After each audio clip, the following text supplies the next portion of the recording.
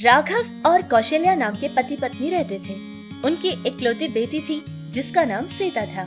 सीता एक बहुत ही खूबसूरत सी लड़की थी, बहुत ही चालाक और बहुत ज्यादा समझदार भी थी। और उसके बाल इतने लंबे थे कि हर कोई उसकी चोटी को ही देखा करता था। उसके बाल बहुत ज्यादा लंबे, घने और बहुत ही ज्यादा सुंदर थे। जब भी चोटी बनाती तो उनके घर के आसपास के लोग भी उसकी चोटी की बड़ी तारीफ किया करते थे। एक बार की बात है कि अपने दोस्तों के साथ मिलकर सीता शॉपिंग के लिए चली जाती है और वहाँ शॉपिंग करते समय उसी शॉपिंग मॉल में एक लड़का उसको देख लेता है। उसकी लंबी चोटी को देखते ही उस लड़के को वो लड़की बहुत ज्यादा पसंद आती है। उस लड़के का नाम श्रीराम था। जब तक वो लोग शॉपिंग मॉल से बाहर गए थे तब तक श्रीराम की नजर सिर्फ और सिर्फ सीता के बालों पर ही थी, क्योंकि वो लंबे बालों से बहुत ज्यादा प्यार करता था। जैसे ही उनकी शॉपिंग खत्म हुई और वो लोग बाहर निकले थे, श्रीराम सीता का पीछा करने लगा और यहाँ तक पहुँच गया था जहाँ उसका घर था। सीता का घर जानने के बाद वो अपने घर जाता है और माँ बाप से कहता है कि उसको एक लड़की बहुत अच्छी लगी और वो उसी से शादी करेगा, जिससे माता पिता दोनों ही अपने बेटे के बारे में सोचने लगे। फिर इस फैसले को पहुँचे थे कि जिसमें उसका बेटा खुश रहेगा उसी के साथ उसकी शादी करेंगे। इतनी बात समझने के बाद फैसला ले लेते हैं कि अब सीता के घर वो रिश्ता बात करने के लिए जाएंगे। श्रीराम की माँ ये सोचती है कि अगर ये बात उन लोगों से कह दी जाए, सीता को उनका लड़का प्यार करता है, सीता को वो बहुत चाहता है, ये बात उन लोगों को पता चलेगी तो वो लोग उनको छोटी नजर देखेंगे। ये बात मन में आते ही उन लोगों से वो कुछ नहीं कहती है। और श्रीराम की माँ रम्या जो थी वो बैंक में अकाउंटेंट का काम करती थी। देखिए, आपकी बेटी हमें बहुत अच्छी लगी। देखने में बहुत ही सर्वगुण संपन्न लगती है और तो और हमारे बेटे श्रीराम को भी बहुत अच्छी लगी। क्यों बेटा, तू क्या कहता है इसके बारे में? अरे आप चुप रहो, वो क्या बोलेगा? जो हम कहेंगे हमारा बेटा वही करेगा। और वैसे भी लड़की सुंदर है ये काफी है क्या? पढ़ी लिखी भी तो होना चाहिए ना आजकल के जमाने में। माँ, मैंने तो पहले ही कहा था ना कि मेरे पत्नी को कहीं भी काम करने की कोई जरूरत नहीं है। जी वैसे मेरी बेटी बीटेक पढ़ रही थी और तो और कैंपस के इंटरव्यू में मेरी बेटी सेलेक्ट भी हो गई थी। एमटेक करने की सोच थी उसकी, इसीलिए आज तक कभी किसी जॉब की तरफ मेरी बेटी ने सोचा नहीं था। अगर मेरी बेटी के ख्यालात और उसके दिल के बारे में कहूँ तो बहुत ही सर्वगुण संपन्न है मेरी बेटी। पुराने ख्यालात की लड़की है, आजकल के जमाने से बहुत दूर रहती है, क्योंकि मेरी माँ ने उसकी परवरिश की थी। सारी अच्छी अच्छी बातें जानती है मेरी बेटी। असल में बात ये थी कि मेरी बेटी की शादी करने का अभी मेरा कोई इरादा नहीं था, लेकिन शास्त्री जी ने कहा था कि आपका परिवार बहुत अच्छा है, तभी जाकर ये सब कुछ हो रहा है, वरना मेरी बेटी का शादी इतनी जल्दी करने का इरादा मेरा नहीं था। अच्छा, तो दादी ने पाला है इसको, तभी तो इसकी ये लंबी सी चोटी और इसका ये हाल चाल देखकर तो मुझे पहले ही समझ जाना चाहिए था, क्योंकि देखने में भी तो ऐसी ही लगती है। पुराने जमाने की लड़की दिखाई देती है, क्योंकि आजकल का जमाना इतना तेज हो रहा है ना। आजकल के जमाने में कितनी मॉडर्न लगती है लड़कियां। अगर वैसी थोड़ी बहुत लगती तो बहुत अच्छा होता। माँ, अगर लंबी चोटी है तो इसमें क्या परेशानी है माँ? और वैसे भी तुम्हें तो पता है ना कि मुझे आजकल की ये मॉडर्न लड़कियां ज्यादा अच्छी नहीं लगती हैं माँ। अरे हाँ हाँ, मैं भी तो वही कह रहा हूँ। देखा ना आपने कि मेरे बेटे को तो आपकी बेटी बहुत अच्छी लगी। अब हमारी तरफ से हमें तो कोई समस्या नहीं है। अब आप लोग भी अपने बारे में सोच लीजिए और कोई भी बात हमको बता देना, क्योंकि अगर सब कुछ ठीक ठीक हो जाएगा तो आगे के काम शुरू करते हैं। ये सारी बात होने के बाद वो लोग अपने घर को जाने के लिए तैयार हो जाते हैं। तभी श्रीराम सीता के हाथ में एक छोटी सी चिट्ठी दे देता है और फिर वहाँ से चला जाता है। उसके जाने के बाद सीता उस चिट्ठी को खोलकर देखती है। चिट्ठी में ये लिखा था कि मैंने तुमको शॉपिंग मॉल में ही पहली बार देखा था और तभी मुझे तुमसे प्यार हो गया था। तुम जानती नहीं थी, लेकिन मैंने तुम्हारा पीछा किया और तुम्हारे घर का एड्रेस मैंने पता किया। रोज रोज तुम्हारा पीछा करना और तुमको तंग करना ये ठीक नहीं रहेगा, इसीलिए मैंने तुमसे शादी करने का फैसला कर लिया।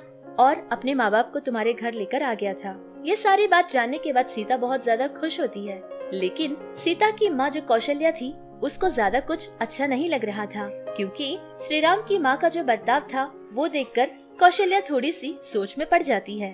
फिर उसको ये पता चलता है कि उसकी बेटी सीता को भी श्री राम बहुत ज्यादा अच्छा लगा था, इसलिए अब कुछ नहीं कर सकते थे, क्योंकि दोनों बच्चे एक दूसरे को पसंद करते हैं और इसी में उनकी भलाई होगी जो उनको पसंद हो। इतना सोचकर बहुत जल्दी जल्दी में ही उन दोनों की शादी धूमधाम से करवा देते हैं। सीता और श्री राम तो एक दूसरे के साथ बहुत खुश रहते थे, लेकिन श्री राम की माँ रम्या को सीता पहले से ही बहुत ज्यादा अच्छी नहीं लगती थी। एक दिन श्री राम और सीता मिलकर कोई सिनेमा देखने के लिए जाने वाले थे कि तभी सीता जाकर अपने बाल बनाने लगी।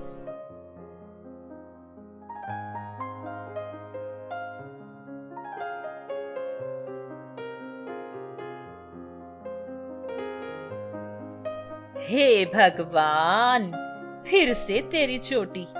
जब देखो तब इस लंबे से बालों को बनाती रहती हो। आजकल की जमाने की लड़कियां कितनी मॉडर्न लगती है, और तू ऐसी ही बूढ़ी की तरह हमेशा अपने बाल बनाती रहती है। ऐसे नहीं चलेगा। तू चल अभी के अभी मेरे साथ ब्यूटी पार्लर को चल, मैं तेरे बाल कटवा दूंगी। जब चोटी कटवा दूंगी तो अपने आप सुंदरता आ जाएगी। अरे नहीं माँ जी, ये आप क्या कह रही हैं?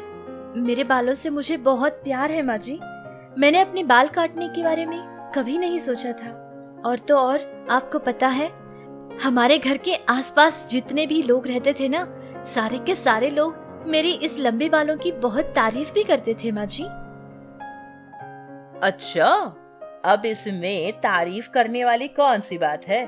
मुझे तो एकदम गवार लगती है तू। और तो और मेरे सारे दोस्त भी मुझसे यही पूछते हैं कि तेरी बहू को तूने किस गांव से भगा कर लाया।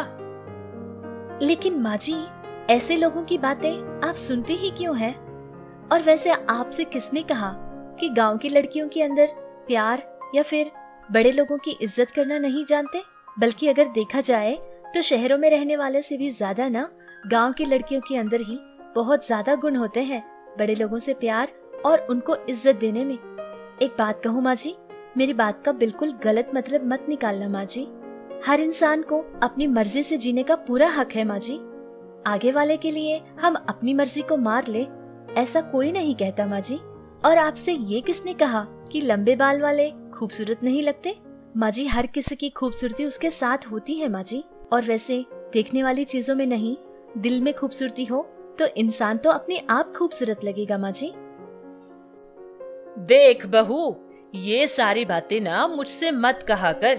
अगर मेरे घर में रहना है तो मेरे हिसाब से रहना पड़ेगा। अरे माँ, ये तुम कैसी बातें कर रही हो माँ? असल में तो मैंने सीता से उसके बाल देखकर ही प्यार किया था माँ, क्योंकि सीता की इतनी खूबसूरत सी लंबी चोटी मुझे बहुत अच्छी लगती है माँ। आजकल की लड़कियों में ये बहुत डिफरेंट लगी माँ, तभी तो मैं इसके पीछे पागल हो गया था माँ। और तुम तो ऐसी बात करती हो जैसे कि उसने कोई बहुत बड़ा पाप कर दिया हो। देखो माँ, दोबारा ऐसी बात बिल्कुल मत करना।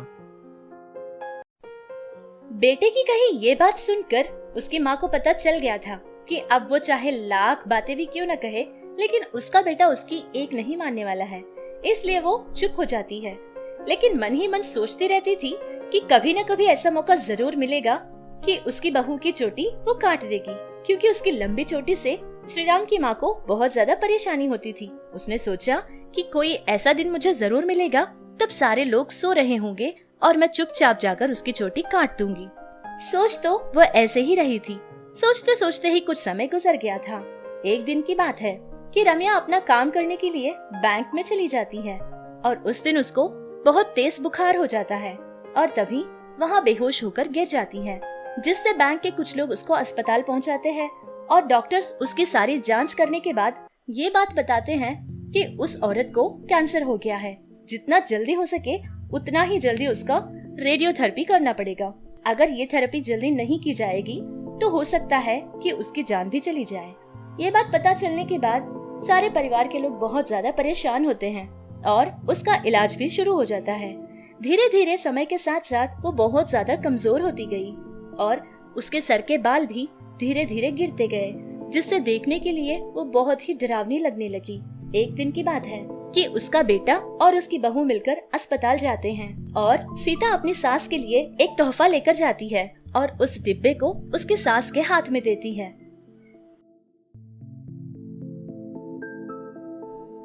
अरे बहू, ये क्या? तूने अपनी चोटी काट क्यों दी? तुझे तो अपनी चोटी से बहुत प्यार था ना। अपने बालों के साथ ये तूने क्या किया? अरे माँ जी, पहले उस डिब्बे को खोल कर तो देखिए। अरे ये क्या है? ये मेरे बाल है माँ जी। मैंने खुद अपने बालों से आपके लिए एक स्पेशल विग बनवाया था। आपको अच्छा लगा? लेकिन सीता, ये तूने क्या किया? तुझे अपने बालों से कितना प्यार था, लेकिन तूने मेरे लिए अपने बाल तक काट लिए। तेरे मन में मेरे लिए इतनी इज्जत और इतना प्यार है, और मैं कितनी बेवकूफ थी। हमेशा तुझे सताया करती थी, कभी तेरे बात का मैं विश्वास ही नहीं करती थी और हमेशा तेरा मजाक उड़ाया करती थी। बेटा, हो सके तो मुझे माफ कर दे। अरे माँ जी, चुप हो जाइए। ये आप कैसी बातें कर रही है? मेरे बालों का क्या है, फिर से बढ़ जाएंगे। लेकिन आपके लिए मैं कुछ कर सकती हूँ। इससे ज्यादा खुशी मेरे लिए और कुछ नहीं होगी माँ जी। अब आप भी जल्दी से ठीक हो जाइए, फिर हम अपने घर चलेंगे और खुशी खुशी रहेंगे। आप बिल्कुल चिंता मत करना माँ जी, हम सब आपके साथ हैं। ये सारी बात कहकर सीता अपनी सास को बहुत ज्यादा हिम्मत देती है। उसका ये प्यार देखकर उसकी सास का दिल भी पूरी तरह से पिघल जाता है और तब से लेकर वो बहू को बहुत ज्यादा इज्जत देने लगी और उससे प्यार भी करने लगी। सारे लोग एक दूसरे के सोच को बहुत ज्यादा इज्जत देते और सारे लोग मिलकर एक ही काम किया करते थे। तब से उन लोगों की जिंदगी बिल्कुल खुशियों से भर गई थी।